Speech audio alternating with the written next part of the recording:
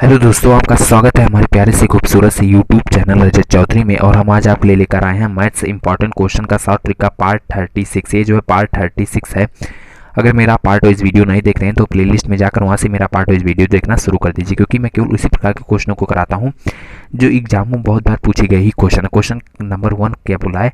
मोहित एक मेज 25% के लाभ पर बेचना चाहता है। यदि वह उसके विक्रय मूल्य को 240 रुपये से कम कर देता है तो उसे 5% की हानि होती है। मेज का आरंभिक विक्रय मूल्य रुपए में क्या? क्वेश्चन पहले समझो। क्वेश्चन का कहने का मतलब है कि मोहित एक मेज जो है 25% के लाभ पर बेचना चाहता है। कह रहा है यदि वह मेज में एमआरपी में से विक्रय मूल्य मतलब एमआरपी मतलब 240 एमआरपी रेट में से 240 रुपये कम कर देता है तो उसे 5% की हानि हो जाती है।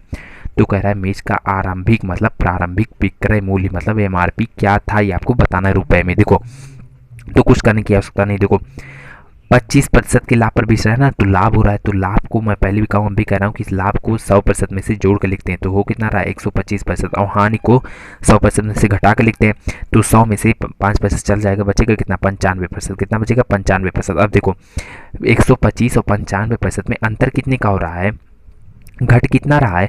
पहले 125% का लाभ लेना चाहता लेकिन 95% उसकी हानि हो रही है उतना 240 रुपये घटाने पर। तो कितने प्रतिशत में कितने रुपए का हानि हो रहा है? कितने प्रतिशत का हानि हो रहा है? 30% का हानि हो रहा है। कितने का? 30% का हानि हो रहा है। तो कह रहा है अगर 30% घटा देंगे तो उसे 95% में वस्तु को बेचनी पड़ेगी, लेकिन 30% कितने रुपए के बराबर? 240 रुपये के बराबर। कैसे पता लगा? देखो यहीं पर बोल रहा है कि एमआरपी में से अगर 240 रुपये घटा देंगे तो उसे 5% की हानि होगी, मतलब 30%। यानी कि अगर 125% में से 30% घटा दे तो उसे कितने रुपए की हानि होगी? 240 रुपये की हानि होगी, तभी तो 95% में से वस्तु को बेच पाएगा। अब देखो तो 30% आ गया 240 रुपया, तो 1% की वैल्यू हम निकालेंगे। 1% का मान कितना होगा? देखो 1% का मान निकालने के लिए 240 बटे में क्या है 30, तो 0 से 0 कट गया, 3 अठे होता है कितना 24, यानी कि 1% का मान कितना आ गया 8 रुपया। और हमें ज्ञात क्या करना है? मेज का आरंभिक विक्रय मूल्य। अब प्रारंभिक विक्रय मूल्य मतलब आरंभिक विक्रय मूल्य कितना है? टोटल 100% है। कितना है? टोटल 100% ही है। तो 1% का मान जब 8 रुपये आ गया तो 100% का मान कितना आएगा? तो यहीं से हम ज्ञात कर लेंगे। 100% का मान आएगा 100 में 8 का मल्टीप्लाई कर देंगे, 8 में 100 का, तो कितना आ जाएगा 800। यानी कि मेज का आरंभिक विक्रय मूल्य मतलब एमआरपी कितना था 800 रुपये। तो 800 रुपये आपको किस ऑप्शन में दिख रहा है? अगर आप ध्यान से देख रहे हो तो option number A, option number इसका राइट ऑप्शन हो गया। तो मैं उम्मीद करता हूँ क्वेश्चन नंबर पहला भी आप बहुत ही अच्छे तरीके से समझ गए। इस प्रकार क्वेश्चन अगर आपके एग्जाम में आ भी रहे तो इसे आप अच्छे तरीके से सॉल्व कर लोगे। क्वेश्चन नंबर दूसरा देखिए। देखिए क्वेश्चन नंबर दूसरा भी मोस्ट इंपॉर्टेंट क्वेश्चन है। क्वेश्चन बोल कह रहा है, कह रहा है क्वेश्चन, एक पुत्र उसके पिता की आयु का योग 90 वर्ष है। 7 वर्ष बाद उनकी आयु का अनुपात क्रमशः जो है 4:9 होगा। 12 वर्ष पहले पिता की आयु ज्ञात करें। बहुत ही आसान क्वेश्चन है। देखो क्वेश्चन क्या बोला है, वर्तमान में इनकी आयु का योग दोनों की पिता और पुत्र की आयु का कितना दिया है? 90 वर्ष दिया है। अब कह रहा है 7 वर्ष बाद इन दोनों की आयु का अनुपात कितना हो जाता है? 4:9 हो जाता है। तो 12 वर्ष पहले पिता की आयु क्या होगी ये आपको बताना है। देखो बहुत ही आसान तरीके से इसको बताऊंगा। इसको कैसे सॉल्व करते हैं, पहले देखो सॉल्व करने के लिए कुछ ज़्यादा करने की आवश्यकता नहीं है। कैसे? ये देखो, देखो कह रहा है वर्तमान में बोल दिया है ना, और बाद मतलब भविष्य में इनकी आयु का अनुपात दे दिया है 4:9। तो इसमें हम भविष्य में पहले ले जाते हैं। 90 में अगर हम 14 साल जोड़ते हैं, 90 में मतलब 14 क्यों? क्योंकि 7 साल जो है आगे पिता को भी ले जा रहे हैं, 7 साल आगे पुत्र को भी ले जा रहे हैं। तो 90 में अगर 14 साल जोड़ दे तो हो कितना जाएगा? हो जाएगा 104। यानी कि 7 साल बाद इन दोनों की आयु का योग कितना हो जाएगा? 104 हो जाएगा, 104 वर्ष। अब देखो इनकी आयु का अनुपात 7 साल बाद इनकी आयु का अनुपात भी दिया है 4:9। तो देखो इनमें अंतर कितने का है? 9, 4 और 9 में अंतर कितने का है? कितने रेशियो का अंतर है? 4 और 9 में अंतर जो है अगर देखोगे 4, 5, 6, 7, 8, 9 कितने का? 5 रेशियो का अंतर है। ठीक है, कितने का अंतर है? 5 रेशियो का अंतर है। लेकिन अंतर हमें नहीं देखना है। क्यों नहीं अंतर देखना है? क्योंकि इनकी टोटल आयु का योग दिया है ना।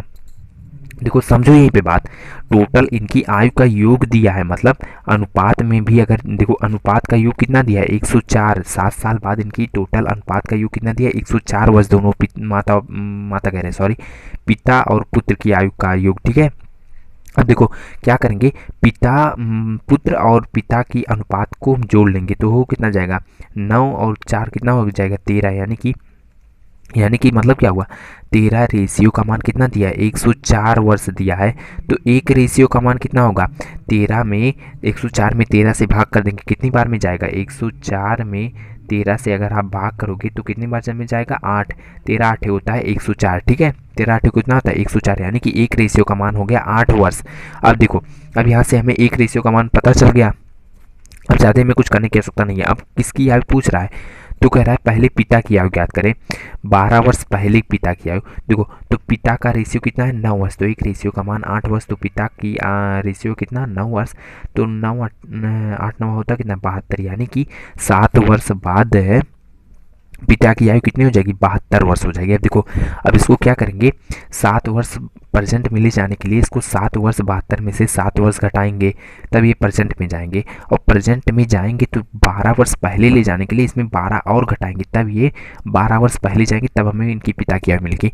तो सबसे बढ़िया है 2 बार घटाने से पहले दोनों को जोड़ देंगे, उतना घटा दें, 12 में 7 जोड़ देंगे, वो कितना जाएगा 19, यानी कि अगर 72 में से अगर हम 19 घटा दें तो वहाँ कितना जाएंगे, ये 12 वर्ष पीछे चल जाएंगे, ठीक है। अब देखो 72 में से अगर 19 चला जाएगा, बचेगा कितना 53, यानी कि 12 वर्ष पहले इनकी पिता की आयु कितनी रहेगी, 53 वर्ष। तो आपको 53 वर्ष किस ऑप्शन में दिख रहा है, अगर आप ध्यान से देख रहे हो तो ऑप्शन नंबर डी इसका राइट ऑप्शन हो गया। तो मैं उम्मीद करता हूँ क्वेश्चन नंबर दूसरा भी आप बहुत ही अच्छे तरीके से समझ गए, और इस प्रकार क्वेश्चन अगर आपके एग्जाम में आ भी रहे हैं तो इसे आप अच्छे तरीके से सॉल्व कर लोगे। क्वेश्चन नंबर तीसरा देखिए क्वेश्चन नंबर तीसरा भी मोस्ट इंपॉर्टेंट क्वेश्चन है, बोल कर कह रहा है क्वेश्चन, दो व्यक्तियों की आयु का अनुपात कितना है, 5:9 है, और उनमें से एक की आयु दूसरे से 40 वर्ष अधिक है, उनकी आयु का योग कितना वर्ष होगा। क्वेश्चन का कहने का मतलब है कि दो व्यक्ति हैं, इनकी आयु का अनुपात कितना है, 5:9 है, और कह रहा है कि उन दोनों की आयु एक दूसरे से कितनी अधिक है, 40 वर्ष अधिक है, यानी कि एक 40 वर्ष बड़ा है, एक 40 वर्ष उनसे छोटा है। देखो कह रहा है उनकी आयु का योग कितने वर्ष होगा, तो उनकी आयु का योग कितने वर्ष होगा ये आपको बताना। देखो तो पहले अनुपात देखो, अनुपात में इन दोनों का कितना अंतर है, अनुपात में इन दोनों का दो रेशियो का अंतर है, और 2 रेशियो का मान कितना दिया है, 2 रेशियो का मान कितना दिया है, 40 वर्ष दिया है, कितना दिया है 40 वर्ष दिया है। देखो 2 रेशियो का मान कितना दिया है 40 वर्ष, देखो यहीं पे बोल दिया है ना कि उनमें से एक की आयु दूसरे से 40 वर्ष अधिक है, मतलब दोनों में अंतर कितने का, 40 वर्ष का अंतर, रेशियो में अंतर कितने का, 2 का रेशियो है, 2 का अंतर है। तो 2 रेशियो का मान जब 40 वर्ष आ गया तो एक रेशियो का मान कितना आएगा 20 वर्ष, यानी कि एक रेशियो का मान जब 20 वर्ष आ गया, आप कुछ करने की आवश्यकता नहीं है, एक रेशियो का मान जब 20 वर्ष आ गया आप ज़्यादा कुछ करने की आवश्यकता नहीं। देखो तो बोला है तो उनकी आयु का योग कितने वर्ष होगा, इसको मैं 2 तरीकों से सॉल्व करूंगा जोड़ के। देखो या तो आप अलग अलग इनका रेशियो निकाल दीजिए, एक रेशियो का मान जब 2 वर्ष आ गया तो 5 रेशियो का मान कितना आएगा, 5 दूनी हो कितना जाएगा, 2 में 5 का मल्टीप्लाई 5 दूनी हो जाएगा 10, यानी कि 100 वर्ष, और 3 रेशियो का मान कितना आएगा 60, 3 दूनी होता कितना है 6 होता है ना, तो 3 रेशियो का मान कितना आएगा, 1 मिनट सॉरी यहाँ पे 9 है, ठीक है, यहाँ पे 9 है, हम यहाँ पे 3 लेकर चल रहे थे, ठीक है, यहीं पे मिस्टेक हो गया था। देखो 9 और 5 रेशियो में कितने का अंतर है, 4 का अंतर है, ठीक है, तो एक रेशियो का मान कितना आएगा 10 आएगा, तो 5 रेशियो का मान कितना आएगा, 5 रेशियो का मान 50 आएगा, और 9 रेशियो का मान कितना आएगा 90 आएगा। देखो 50 और 90 जब आप ऐड करोगे तो कितना होगा, 50 और 90 अगर आप ऐड करोगे तो कितना होगा 140 होगा। इसको एक तरीके से और इसको सॉल्व करते हो, कैसे, ये देखो अगर आप रेशियो अलग अलग इसका नहीं निकालना चाहते, एक में निकालना चाहते हो तो इनका अनुपात जो दिया है टोटल जोड़ दो, 9 10 11 12 13 14 कितना आ गया 14, तो एक रेशियो का मान जब 10 है तो 14 रेशियो का मान कितना होगा, 14 में आप 10 का क्या करोगे मल्टीप्लाई कर दोगे, जब 14 में 10 का मल्टीप्लाई कर दोगे तो आ कितना जाएगा टोटल 140, यानी कि दोनों व्यक्तियों के आयु जो है जोड़ोगे तो कितने वर्ष आएगा 140 वर्ष आएगा। तो 140 वर्ष आपको किस ऑप्शन में, अगर आप ध्यान से देख रहे हो तो ऑप्शन नंबर ए इसका राइट ऑप्शन हो गया। तो मैं उम्मीद करता हूँ क्वेश्चन नंबर तीसरा भी आप बहुत ही अच्छे तरीके से समझ गए। इस प्रकार क्वेश्चन अगर आपके एग्जाम में आ भी रहे हैं तो इसे आप अच्छे तरीके से सॉल्व कर दोगे। देखो अगर आपको क्वेश्चन समझ में आ रहे हैं तो अगर अभी तक वीडियो को लाइक नहीं किए तो लाइक तो कर दीजिए, और चैनल को तो घंटा बिल दबाकर सब्सक्राइब करना मत भूलिए। देखो सब्सक्राइब करने के लिए आपको क्या करना पड़ेगा, नीचे जो है चैनल के बगल में आपको लाल रंग का सब्सक्राइब बटन दिख रहा है, जैसे उसको आप प्रेस करोगे पास में आपके पास घंटा बिल आ जाएगा, तो घंटा बिल को दबाना मत भूलिए। इससे क्या होगा कि मेरी हर वीडियो की नोटिफिकेशन आपके पास पहुंच जाएगी और मेरा वीडियो आप सबसे पहले देख पाओगे। क्वेश्चन नंबर 4 देखिए।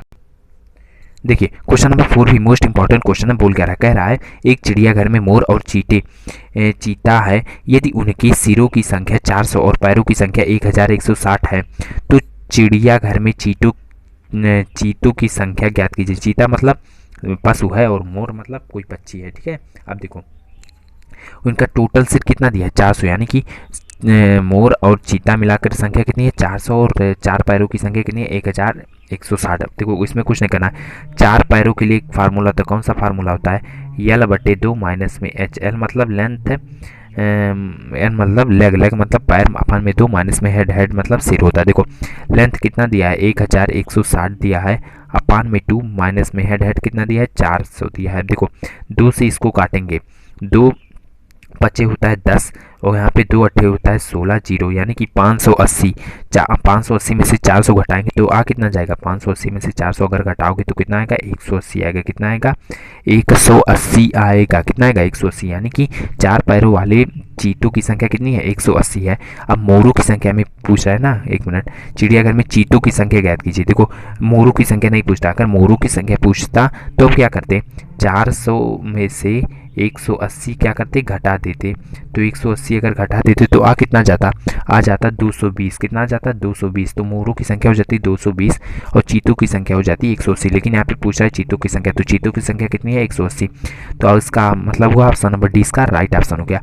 तो मैं उम्मीद करता हूँ क्वेश्चन नंबर 14 भी आप बहुत ही अच्छे तरीके से समझ गए। इस प्रकार क्वेश्चन अगर आपके एग्जाम में आ भी रहे तो इसे आप अच्छे तरीके से सॉल्व कर लोगे।